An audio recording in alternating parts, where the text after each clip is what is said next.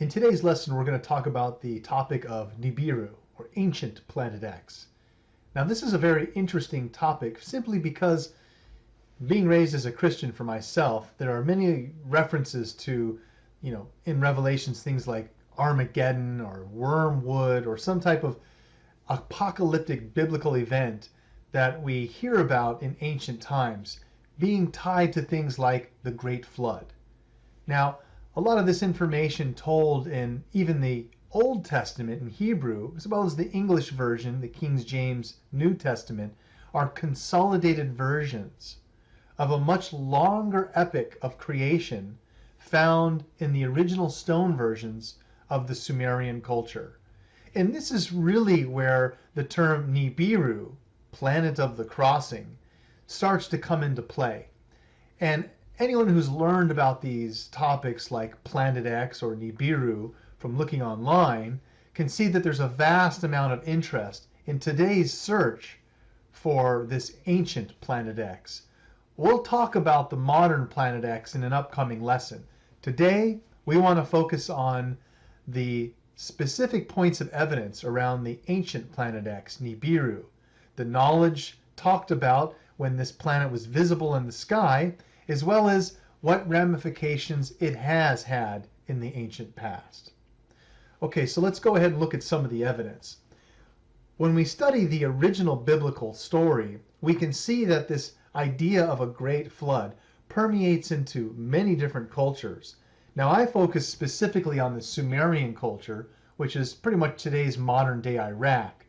We've heard it known as Mesopotamia and Babylon, but originally at around 3800 BC, we have Sumer. And amongst the thousands of stone tablets from the Sumerian culture, we have references of these beings, the Anunnaki, coming from a very specific point within our solar system, a planet called Nibiru. So let's kind of explore some of this factual data that talks about this planet Nibiru and its interaction with our ancient planet Earth. Now, this is one of the most infamous tablets known from the Sumerian lexicon of information. It's called the Enuma Elish. It consists of over several tablets that tell a much more elongated tale about life and creation in general. And it speaks of not only our solar system and the planets coming into existence, but more specifically us, and why there was a great flood. Not that there was just a great flood, but what caused this great flood. And it was the passing of this planet Nibiru.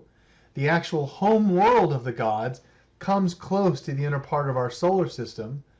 And when this took place thousands of years ago in the past, maybe even millions of years ago, we know that it's had catastrophic effects here on Earth.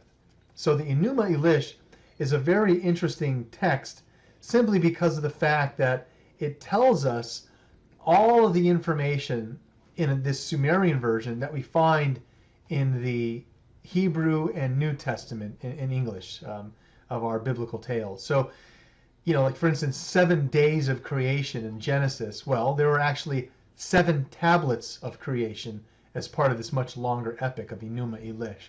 So we must understand that a lot of these biblical references for the Great Flood, speaking of times when there were giants upon the earth, most of this information are just consolidated stories coming from the original derivatives. These are just derivatives from the original